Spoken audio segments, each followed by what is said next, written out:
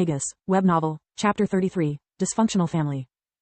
I beg your pardon? Lith was flabbergasted. Dad, how many times I have told you to start explaining things from the beginning, not the end. Keela rolled her eyes. Yes, my dear. You see, when I was Jadon's age I got married. It was an arranged marriage, with the purpose to join the resources of the Lark and Gashal households, that back at the time were both in dire straits, to get out of the insane debts that our profligate parents had left us. The financial side of the business was a success. Between our combined annuities and by selling some of the residual assets, I was able to have enough capitals to invest in the right businesses. Long story short, our families went from almost broke to being again two of the richest of the dukedom. And that's when everything fell apart between us. My wife, Koya, have never been kind or lovely to me, we were just business partners. We never shared a common interest or ideal, but until we got our money back, at least it was bearable. After that point, our marriage was purely for show, and aside from when she asked me to attend to my marital duties, we had no intimacy. I got 4 children from her, after all, and even got them tested with blood resonance magic to be certain they were actually mine. I might be a little airheaded, but I'm not that naive. Both Jadon and Keela became bright red, up to their ears. Dad, too much information. Stick to the facts, please. This situation is already embarrassing as it is, don't add oil to the fire. Jadon said, but the Count was inflexible. To be able to help us, Lith needs to understand what kind of woman we are facing, or do you want to underestimate your mother again? At those words, Jadon lowered his eyes and sat back down. Lith was really interested in the blood resonance magic, but he kept the question for later. Things were already confused enough already.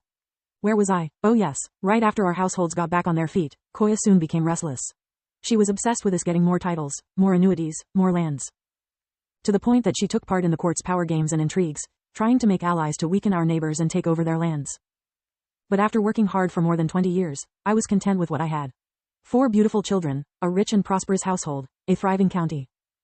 I just wanted to slow things down and enjoy the life I had built, while expanding my power and influence through hard honest work instead of underhanded schemes. Of course she was furious, all her plotting was useless without my consent.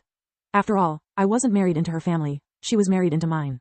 And being the one that did all the work I kept the biggest share of the profits. At that point, somehow, our constant arguing and mutual spite started affecting my firstborns. I don't know if it happened because they were born when I was still too busy to give them the proper care and attention, or if they just got more from their mother's side rather than mine. Only the gods know. My eldest son, Laurent, started taking for granted his status as my successor, neglecting his duties and doing nothing but drinking, gambling and chasing skirts. My second-born, Laika, had always been a problematic child. She was never content with what she had, always wanting more toys, more dresses, more jewelry. Nothing was enough for her. As my constant fights with her mother continues, she became angry with everything and everyone, throwing fits of rage for the smallest things.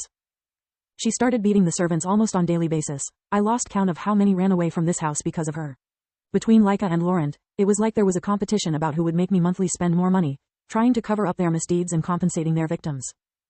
I tried sending Laurent to all the military academies I could find, hoping that some discipline would straighten him up, but he always managed to get dishonorably discharged in a few months, if not weeks. My last resort was giving him the position of responsibility in the household, but he would either not attend at all, or show up dead drunk. But when I discovered that he had begun not only deceiving maidens with promises of marriage, but also taking them by force, I decided that enough was enough. I publicly disowned him, stripping him of his titles and annuities, leaving him enough money to live an honest life, if he quit gambling, of course. I also told him that the next time he defiled a girl he would be judged like any other scoundrel, and pay for it. At those words, Lith thought about Orpal for the first time in over 3 years. That Ashol should be away for at least another couple years. Maybe if I decide to take part in this episode of Game of Spades and we survive, I can have the Count trace and eliminate him for me. That would be nice. I hate loose ends. After a short break for a glass of water, Count Lark continued his story. My wife was outraged. For her, Laurent's crimes were just boyish pranks that we should indulge and forgive. But it was the Lark household that he was dragging into the mud. He was throwing away my money with gambles and loan sharks. Not to mention that my reputation had become that of a corrupt and profligate noble. Even if somehow I didn't have any decency or honor within me, how could I entrust my life's work to someone that would dilapidate it in less than a generation? Have I ever told you why I appreciate magic so much? It's because mages and nobles are so similar and yet so different. They both hold a power that allows them to destroy or save lives with a single word, to influence their surrounding just by being there. I consider magic superior, because a mage's might come from study and discipline, and that means that he knows and understands the values of his power and the consequences of his actions. Nobles, instead, get that power as a birthright. They take it for granted, and some live their whole lives considering perfectly natural for them to be superior, a higher existence. That's why so many of us end up abusing our status and authority. But I digress. After expelling Laurent from the family, Koya wouldn't listen to reason, and neither would Laika. She really loved her brother, and after he was kicked out, she became even more angry and violent. The Count's eyes turned watery, he had to remove his monocle to rub them with a handkerchief. Have you ever heard about all those stories about nobles killing and maiming commoners for trivial reasons? Well, she turned out to be the living embodiment of all those stories, and when I discovered what she had done, the body count was already over a dozen. I had no choice but to disown her too, pleading the king for mercy and losing a lot of my accumulated merits in the process. Despite everything, she is still my daughter. My wife was brought to the brink of insanity, saying that it was all my fault, and so she left the house for good, returning to the Gishels. At first, I thought that being apart would allow her to regain her senses and come back. After a while, though, I really enjoyed the peace and quiet, and hoped she would never return. But then I discovered that she had brought with her our disowned sons, breaching my trust with a blatant flaunting of the king's law. At that point, I applied for the marriage to be annulled, otherwise after my death she could reinstate them as family members, if not even as heirs to the county. The annulment process would take a while, but I was certain to have settled that matter. In the following weeks, I started to feel weak and feverish, and despite all Jinan's assurances, my personal magician, I could tell that something was wrong. No cold ever felt like that or lasted so long. So I started skipping my meals in secret, eating only fruits that I picked up myself, and guess what? My symptoms faded away. Only then I remembered that Jinan was from my wife's side of the family. She had hired him personally, and so she did for more than half our staff. After firing everyone she had brought in the house, I hoped to be finally safe, but then even Keela and Jaden fell ill. I would have never imagined she would harm her own children, just for not agreeing with her. At that point I was in dire need of a magical aid, but who could I trust? Competent magicians are hard to find, and at this point I don't trust anyone anymore. Who knows who may actually be sent by my wife or one of her associates? That's when I sent you the letter with the help of my personal secretary, a man that I know and trust from decades. I couldn't call for Lady Naria's help. Without her the whole district of Lucia would fall apart, not to mention it would be a sign of weakness. Who would entrust a county to a man incapable of managing his own house? Nana have more than once assured me that your healing skills are on par with hers, and having killed a magical beast, I'm pretty confident that you are already more competent than Jenin, who graduated in a minor academy only thanks to his father's money. Lith closed his eyes, trying to assimilate all that information at once to decide his next course of action.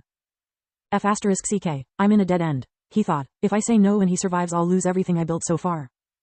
If I refuse and he dies, not only all my efforts for making him into my backer will be for naught, but this wannabe Cersei strikes me like someone that after getting rid of her husband, will wipe clean all traces of his existence, and that includes me.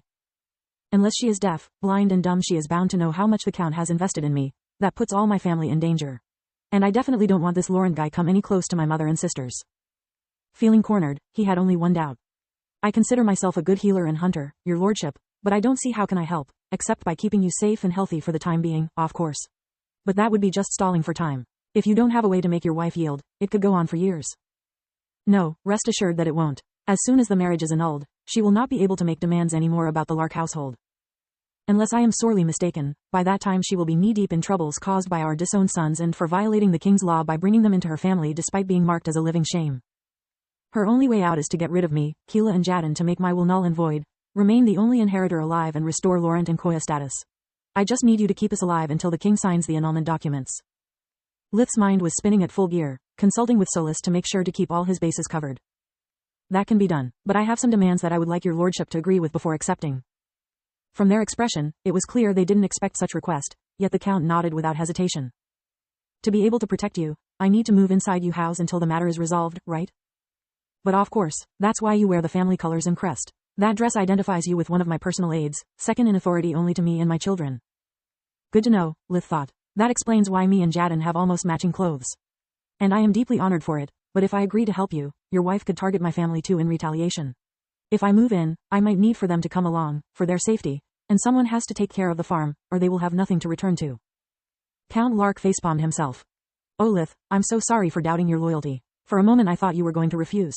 You are right, I missed this possibility. I will make them come here as soon as possible, they will be my honored guests as well. I will send my sharecroppers to tend to your farm until everything is settled. Anything else? Yes, I need free reign within your household. If your wife still has insiders, if not spies still here, I will need to resort to unpleasant means to sort them out. We cannot expect them to confess out of the goodness of their hearts. Count Lark took out a handkerchief, cleaning his already shiny monocle to ease his nerves. Do you mean torture and interrogations? Do we really need to resort to that? As a last resort, but yes.